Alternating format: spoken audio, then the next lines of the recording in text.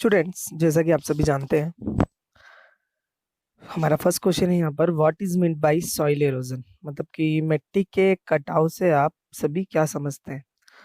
तो इसका आंसर है removal of soil at a large scale. मतलब कि जब बड़े पैमाने पर या बड़ी मात्रा में जब मिट्टी का क्षरण होने लग जाता है, मिट्टी कटने लग जाती है, मिट्टी एक स्थान से दूसरे स्थान जाने लग जाती है, from one place to another place. मतलब कि एक स्थान से दूसरे स्थान जब मिट्टी जाने लग जाती है, by some natural agent is known as soil erosion. किसके द्वारा, मतलब कुछ प्राकृतिक चीजों के द्वारा अगर मिट्टी का हटना शुरू हो जाता है या फिर मिट्टी एक स्थान से दूसरे स्थान जाना के लिए शुरू हो जाती है, तो उसे मिट्टी का कटाव कहते हैं। इसको सामान्य भाषा में हम बोले तो जो मिट्टी है, जब वो अपना एक जगह ना रुक करके या एक जगह ना टिक करके स्थान परिवर्तित करते रहे, चाहे वो पानी के साथ बहे या ऑटोमेटिकली भी जगह जो प्लेस है मिट्टी वाली उसमें भूस्खलन टाइप होने लग जाए, मतलब कि मिट्टी कटने लग जाए या एक स्थान से दूसरे स्थान जाने लग जाए, तो उसको हम कहेंगे मिट्टी का कटाव। और मिट्टी के कटाव का यही आशय है कि जब जो मिट्टी है बड़े पैमाने पर एक स्थान से दूसरे स्थान प्राकृतिक एलिमेंट्स या एजेंट्स के कारण जाती है, उसको मिट्टी का कटाव कहते हैं। चैप्टर नंबर 1 का वेरी शॉर्ट का हमारा ये पहला क्वेश्चन है। ठीक, उसी के बाद हमारा सेकंड क्वेश्चन है what do you mean by soil conservation. पहले हमने पढ़ा मिट्टी के कटाव के बारे में, लेकिन अब हम पढ़ेंगे मिट्टी के संरक्षण के बारे में। What do you mean by soil conservation. Conservation का मतलब होता है संरक्षण। The ever increasing population resulted in the destruction of natural resources। सीधी सीधी बात है, जैसे जैसे जनसंख्या बढ़ रही है प्राकृतिक संसाधन कम होते जा रहे हैं। Therefore to prevent destruction soil conservation is necessary। इसलिए बढ़ती जनसंख्या को देखते हुए मिट्टी के कटाव को रोकना जरूरी है और मिट्टी का संरक्षण करना जरूरी है। There are various methods of soil conservation. अगर आप देखेंगे और जानेंगे तो कई सारी स्टेप्स हैं या तरीके हैं या चरण हैं जिससे हम क्या कर सकते हैं, मिट्टी का जो संरक्षण है वो कर सकते हैं। वैसे नॉर्मली भी आप जानते हैं, क्योंकि हमने क्लास 9th में भी पढ़ा है कि जो चैप्टर मतलब मिट्टी के संरक्षण कैसे किया जा सकता है, ज्यादा से ज्यादा पेड़ पौधे और वनस्पतियों को लगा बढ़ा करके हम जो है मिट्टी का संरक्षण कर सकते हैं। तो यहाँ पर पहले क्वेश्चन में हमसे पूछा गया था what is mean by soil erosion, मतलब कि मिट्टी के कटाव से आप क्या समझते हैं। और दूसरा क्वेश्चन हमारा पूछा था what do you mean by soil conservation, मतलब कि मिट्टी के संरक्षण से आपका क्या आशय है या आप क्या समझते हैं। तो यहाँ दोनों चीजें हमें क्लियर हो चुकी है कि मिट्टी का संरक्षण क्यों आवश्यक है। अब हम बात करेंगे हमारे क्वेश्चन नंबर 3 की। क्वेश्चन नंबर 3 है what are the sources of underground water. Underground water के क्या क्या सोर्सेस हैं, मतलब कि क्या क्या स्रोत हैं। तो आंसर है rain water is a main source of underground water.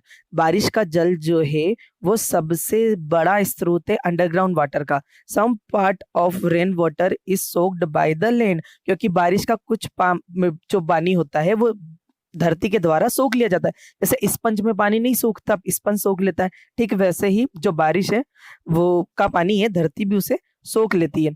Rest of water percolates and is collected below the surface is underground water. और जो पानी होता है वह धरातल में जाकर के जम जाता है और उसको धरती सोख लेती है, और उसी को हम क्या कहते हैं, अंडरग्राउंड वाटर। मतलब कि जो बारिश का पानी होता है धरती के सोखने के बाद जो पानी धरती के धरातल पर बच जाता है, जिसको हम ट्यूबवेल के माध्यम से हैंडपंप के माध्यम से निकाल सकते हैं, यह सभी क्या होते हैं, अंडरग्राउंड वाटर के रिसोर्सेस होते हैं या सोर्सेस होते हैं। मतलब कि ऐसे रिसोर्सेस जिनसे हमें अंडरग्राउंड वाटर, मतलब कि भूमि के धरातल का जल, धरती के अंदर का जल प्राप्त हो रहा है, उन्हें हम क्या कहते हैं, अंडरग्राउंड वाटर कहते हैं। अंडरग्राउंड वाटर से मतलब यह है कि धरती के धरातल से प्राप्त होने वाला जल, जैसे pond, lake, wells, tubewells etcetera, ये भी हम इसके एग्जाम्पल में डाल सकते हैं कि तालाब है, झीलें हैं, होल है आदि। नेक्स्ट क्वेश्चन है हमारा what is the basis of modified forest policy of 1988।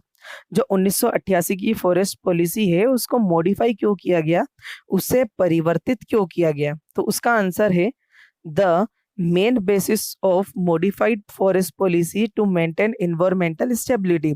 जो हमारी फॉरेस्ट पॉलिसी है, जंगल नीति थी, उसको बदलने का, उसमें कुछ बड़े सुधार करने का कारण यह था क्योंकि जो इन्वायरमेंटल स्टेबिलिटी है, मतलब कि पर्यावरण की स्थिरता है, उसको मेंटेन करना था। कहीं ना कहीं जो गवर्नमेंट थी उस चीज को मेंटेन करने में सफल नहीं हो पा रही थी, तो उन्होंने उस नीति में थोड़ा परिवर्तन किया ताकि क्या किया जा सके, एनवायरमेंटल स्टेबिलिटी लाई जा सके। To conserve the natural heritage and to check on soil erosion. जितने भी हमारे पुराने प्राकृतिक हेरिटेज है, मतलब जितने भी वनस्पतियां हैं, पेड़ पौधे हैं, जीव जंतु है, उनको तो बचाएं, साथ साथ जो सॉइल इरोजन हो रहा है, मतलब कि मिट्टी का कटाव हो रहा है, उसकी भी जानकारी मिल सके। इसलिए फॉरेस्ट पॉलिसी को मॉडिफाई किया गया ताकि उससे होने वाले लॉसेस को जल्द से जल्द रोका जा सके। यहाँ पर हमारे थर्ड और फोर्थ क्वेश्चन भी कंप्लीट हो गए। पहला थर्ड क्वेश्चन था what are the sources of underground water, मतलब कि जो धरातल है, धरातल के जल है, उसके क्या क्या स्रोत हैं। और दूसरा है 1988 की जो फॉरेस्ट पॉलिसी है, उसको आखिर मॉडिफाई क्यों कर किया गया, what is the basis of modify forest policy of 1988। अब हमारा नेक्स्ट क्वेश्चन है question number 5। What is the basis of the success of social forestry, मतलब कि सोशल फॉरेस्ट्री की सक्सेस का आधार क्या था, मतलब कि, तो इस आंसर में जानेंगे। This programme of plantation has been started in association with World Bank. ये जो प्रोग्राम था, इसमें प्लांटेशन मतलब कि पौधारोपण करने का कार्य वर्ल्ड बैंक के द्वारा शुरू किया गया। किसके द्वारा शुरू किया गया? वर्ल्ड बैंक के द्वारा। It aims to plant useful tree in wasteland. उनका काम था कि जो वेस्टलैंड है वहां पर उपयोगी पेड़ों को लगाना, मतलब कि उपयोगी पेड़ों को बोना, उनका रोपण करना। रोड साइड मतलब कि सड़कों के आसपास, and canal embankments near villages. जहां जहां नहरें हैं, नहरों के आसपास गांवों में क्या करना है? पौधारोपण करना है। One tree for one child, this slogan is developed in school and colleges. एक पेड़ एक बच्चा, मतलब ये एक बच्चा और एक पेड़, ये स्लोगन स्कूल और कॉलेजेस में सरकार के द्वारा लोगों को पढ़ाया जाने लगा। Peoples participation is increased by publishing one महोत्सव बाय फर्म फॉरेस्ट्री। लोगों ने भी जो है इसमें पार्टिसिपेट किया, किस लिए? ताकि वन महोत्सव के द्वारा जो फॉरेस्ट्री है, मतलब कि जंगल है, जंगल को बढ़ाने का जो कार्य किया जा रहा है, उसे बढ़ाया जा सके। क्योंकि सभी जानते हैं कि पेड़ हमारे लिए कितना ज्यादा उपयोगी है और पेड़ों का बढ़ना हमारे जीवन में कितना फलदायक होता है और कितना महत्वपूर्ण होता है। यह बात इस टॉपिक में बताई जा रही है। By planting trees road side, railway side and canal embankments. जो क्या कर रहे थे लोग इस स्कीम को चलाने के लिए, इस सक्सेस को चलाने के लिए प्लांटेशन कर रहे थे। कहाँ कहाँ कर रहे थे? ट्रीज को रोड साइड मतलब सड़कों के आसपास, रेलवे साइड मतलब कि रेलवे ट्रैक के आसपास, कैनल में इम्बैक्स मतलब नहरों का जो इम्बैंकमेंट नहीं होता, नहरों के आसपास के जो तट होते हैं वहां पर, मतलब कि जहां पेड़ नदी के जल के कारण या बाढ़ के कारण कभी बहे ना, इसलिए जो है लोग सुरक्षित स्थानों पर क्या कर रहे थे? पेड़ों को बढ़ा रहे थे। इस प्रकार इस क्वेश्चन में हमें क्लियर हुआ कि जो सोशल फॉरेस्ट्री स्कीम है उसको सफलता कैसे मिली। तो उसकी सफलता का यही कारण था कि ये प्रोग्राम वर्ल्ड बैंक के द्वारा शुरू किया गया।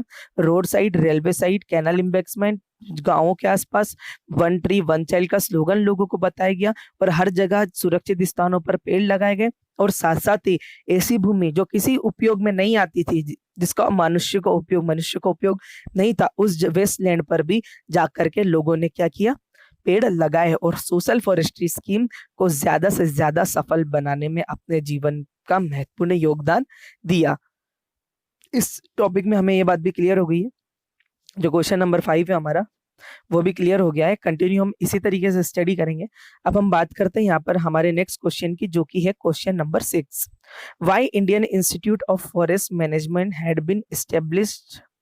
इंडियन इंस्टीट्यूट मतलब भारतीय संस्थान वन प्रबंध की स्थापना क्यों की गई, मतलब कि Indian Institute of Forest Management की स्थापना क्यों की गई? तो हम देखेंगे, this institute had been established in Ahmedabad in 1978 in collaboration with a Swedish company for the development of the forest, मतलब कि इस संस्थान की स्थापना अहमदाबाद गुजरात में 1978 में कोलैबोरेशन करके, मतलब कि किसके साथ जुड़ के, स्वीडिश स्वदेशी या स्वीडिश कंपनी के साथ जुड़ करके वनों के विकास के लिए यह इस मैनेजमेंट की स्थापना की गई या इस प्रबंधन की स्थापना की गई। Central government has also established Indian Institute of forest, और केंद्रीय सरकार ने भी भारतीय, मतलब कह सकते हैं इंडियन इंस्टीट्यूट ऑफ फॉरेस्ट, भारतीय वन संस्थान की स्थापना की। कि सेंट्रल गवर्नमेंट ने भी इसकी शुरुआत की।